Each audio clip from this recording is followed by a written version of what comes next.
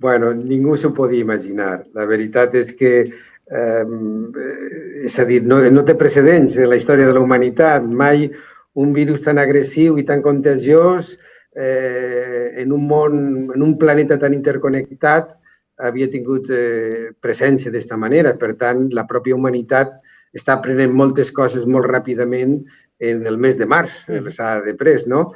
I, per tant, jo crec que tots hem de treure lliçons d'esta experiència duríssima en la que vivim, ¿no? Así es. Todos los países del mundo. Decíamos al iniciar el informativo, conseller, que estamos entre las mejores autonomías de España en controlar el coronavirus. Debemos felicitar a la sociedad valenciana y al gobierno valenciano también.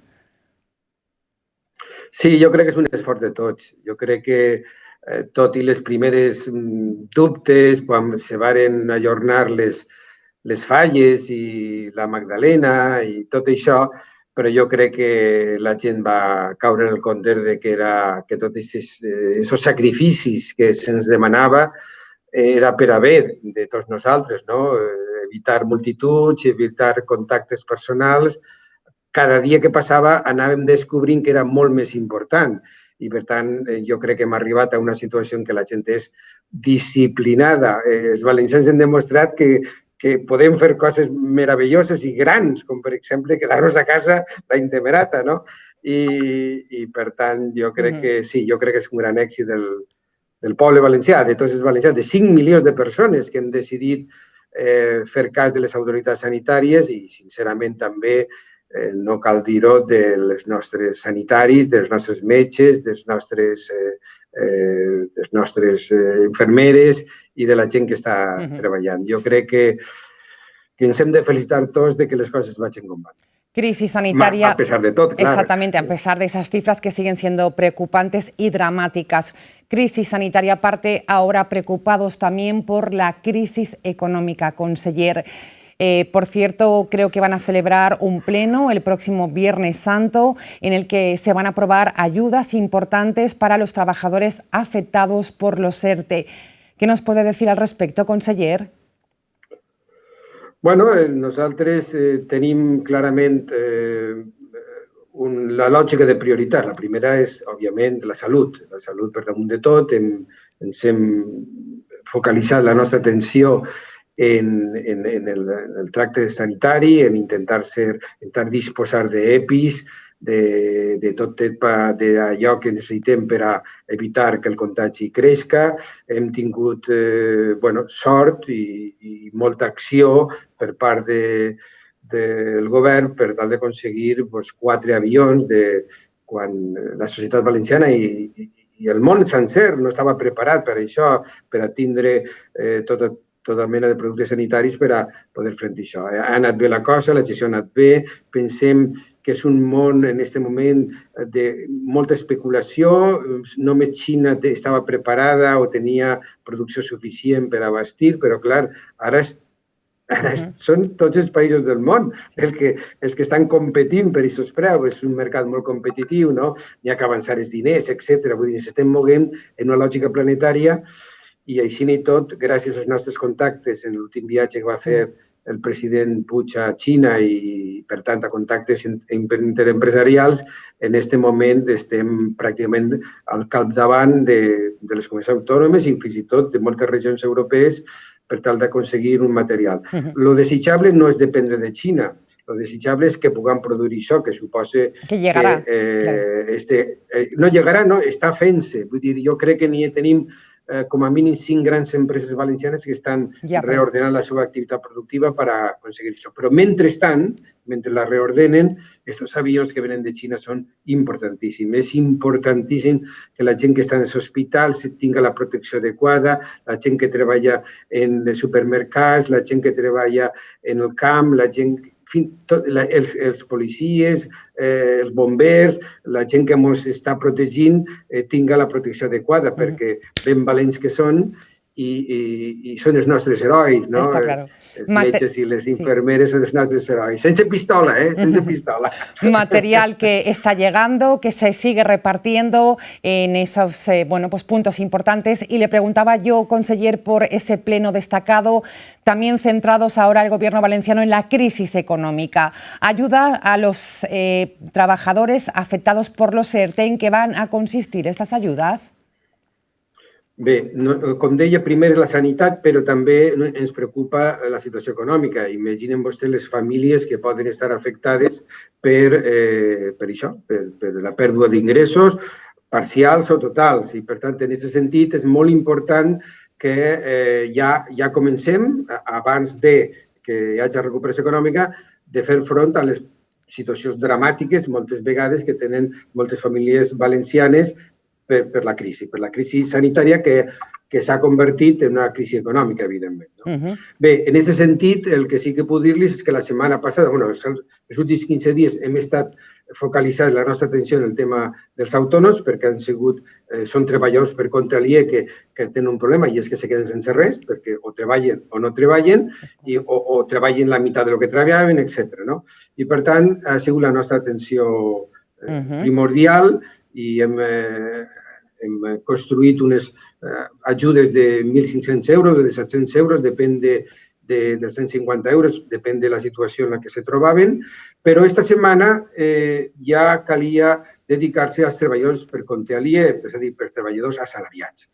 I d'entre els treballadors assalariats hi ha diversos col·lectius.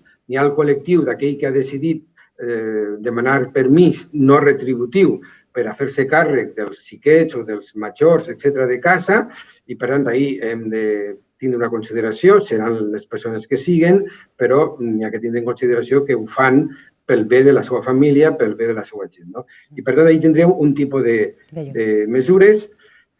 Un altre tipus de mesures tenen que veure amb la gent que senzillament perd la feina, són els EROs, els ERES, i la gent que ha perdut el contracte, i ahir, evidentment, el més important, perquè tindran, si estan en regla, tindran l'assegurança d'atur, el més important és incentivar a les empreses amb polítiques de creació de llocs de treball, perquè un aturat el que vol és treballar.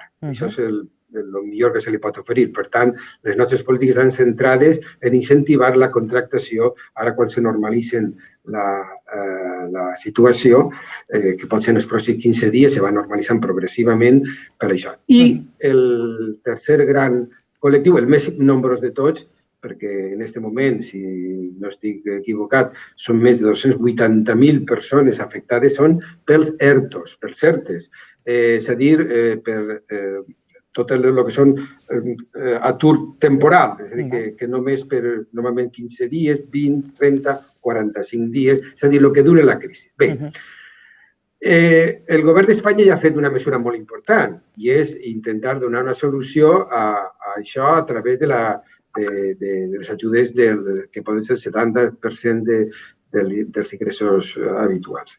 Però, clar, això és una caiguda d'ingressos. La caiguda d'ingressos és important. Aleshores, la Generalitat Valenciana no volia quedar-se al marge de lo que això significa. I el que hem fet és treure diners de baix de les pedres per a fer-nos càrrec, ajudar, complementar d'alguna manera diríem els ingressos d'esta gent. I el que decidirem el divendres, i demà tenim unes reunions bastant regulars amb els sindicats i la Confederació Empresarial per tal de fixar una miqueta els contorns de les ajudes. Però hi haurà ajudes per a aquest col·lectiu, que, insistisc, és el més gran de tots. Potencialment pot arribar a 280.000. És veritat que no ajudarem, òbviament, perquè no hi ha diners per a tot, als treballadors dels sectors que les seves pròpies empreses estan complementant el que els falta per cobrar. Però als que no, sí, entrarem a una ajuda, un gest que necessitem ser solidaris en un moment de crisi per a moltes famílies que cauen els seus ingressos. Bueno, pues estaremos muy pendientes de los detalles de esa medida tan importante que se aprobará el próximo viernes. Conseller, para finalizar, ha habido bastante revuelo en torno a esto. El Gobierno valenciano ya ha iniciado los trámites para recuperar las horas no trabajadas en sus empresas públicas. ¿Confirmamos este dato? Sí, sí, òbviament, vull dir, està clar que nosaltres tenim un sector públic important, tenim 8.000 treballadors en empreses públiques de la Generalitat, però cal dir que un 65, depèn de com se compta, un 65% o inclús un 72% d'estos treballadors estan, el que se diuen, en serveis públics essencials, no? Van des de, no sé, de l'IBAS, que són tot el tema que té a veure amb l'assistència social, polítiques inclusives, etc., i tot aquest tipus de coses. Per tant, però queda un 35%, o menys del 35%, depèn de com es compte, perquè ahí està la ERSA, tot el tema de residus, etc., que també se pot comptar com un tema essencial. I ahí, en aquest col·lectiu, que és minoritari, però que està ahí, hi ha gent per a tot. Hi ha gent que té molta feina. Teletreball no vol dir menys feina. Teletreball moltes vegades és més feina perquè realment no te mous, estàs davant de la pantalla, estàs treballant, per tant, teleballant. I, per tant, tots els caps de servei, tots els directors de les empreses fan una espècie de radiografia de la situació interna i observaran que tots aquells que no tenen feina i cobren, serà el que s'entén en la normativa actual, un treball retribuït recuperable. Un permís retribuït recuperable. Per tant, quan torni la normalitat i els necessitarem, tindran que ficar-se claríssimament a disposició de les seves empreses per dedicar més temps dels que habitualment fan. No se aplicará, lógicamente, en servicios esenciales ni en teletrabajo, como nos explicaba. Conseller, me gustaría que se dirigiera a los valencianos que le están escuchando ahora mismo en directo. ¿Cuál es el mensaje que quiere lanzar en estos días complicados? Vemos ya la luz al final del túnel. ¿Cuál es el mensaje del Gobierno valenciano? M'agradaria dir això, però jo crec que encara estem en una espècie de meseta, no estem empitjorant, estem en una meseta. Esperem que aquesta meseta acabi pronta i vagi cap a baix. Jo l'únic que dir és que estic orgullosíssim dels valencians i de les valencianes, orgullosíssim, de veritat. Quan isca a les 8 als balcons i aplaudim i hi ha aquesta sensació de comunitat, de família gran, que està treballant, que sap que la seva solidaritat consisteix en no eixir de casa, caram, i a la gent que té xiquets xicotets, això és molt fort, i per a tots és molt fort, però si hi ha xiquets xicotets més encara, i que se fa per convençut que és el millor que podem fer, la gran aportació que fem a tots, també als altres, no només a la pròpia família. Jo crec que és una mesura, i això que vostè ha dit al principi d'aquesta interviu, que som de les comunitats autònomes que millor ho estem fent, jo crec que gran part és gràcies a la nostra gent, una meravellosa gent que sap divertir-se, però també sap treballar i, sobretot, a l'hora de veritat, sap estar a l'altura de les circumstàncies. Muy bien.